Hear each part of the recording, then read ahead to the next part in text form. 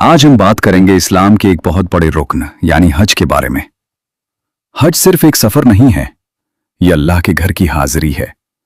ये एक इंसान के लिए जिंदगी का सबसे बड़ा मौका होता है। रसूलुल्लाह सल्लल्लाहु अलैहि वसल्लम ने फरमाया, जो व्यक्ति हज करता है और उसमें गलत बात और गुनाह से बचता है तो वो ऐसे वापस लौटता है जैसे आज ही मां के पेट से पैदा हुआ हो। यानी हज इंसान के सारे पिछले गुनाहों को मिटा देता है। सोचिए, एक ऐसा सफर जहां इंसान खाली हाथ जाता है और वापस आता है बिल्कुल पाक और साफ होकर। लेकिन इसके लिए शर्त क्या है?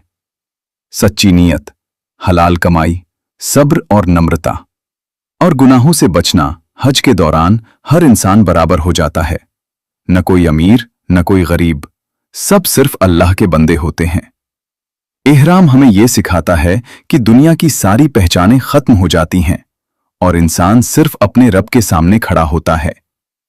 और जब कोई हाजी वापस लौटता है तो उसके चेहरे पर एक अलग ही नूर होता है, क्योंकि वो सच में नया इंसान बन चुका होता है।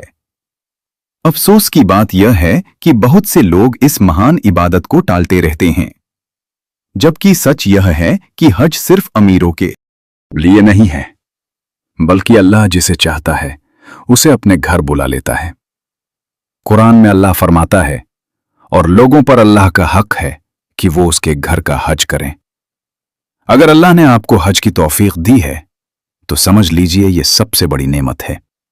और अगर अभी तक नहीं गया तो दिल से दुआ कीजिए कि अल्लाह आपको अपने घर बुला ले। चलो, जो शख्स अपने माँ बाप को हज कराने की नीयत करते हैं वो दुआ के बाद आमीन लिखे, या अल्लाह हमें अपने घर की हाजिरी की सच्ची तौफीक अता फरमा, हमारे दिलों को पाक कर दे, हमारी नीयतों को सच्चा बना दे, हमारे सारे गुनाहों को माफ फरमा, चाहे वो छोटे हों या बड़े।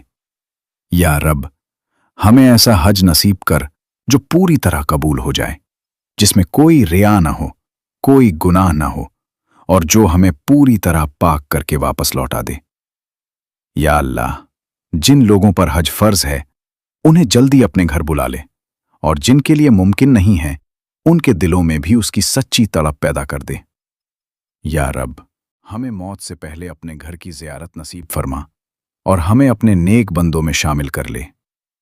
आमीन या रब्बुल आलमीन।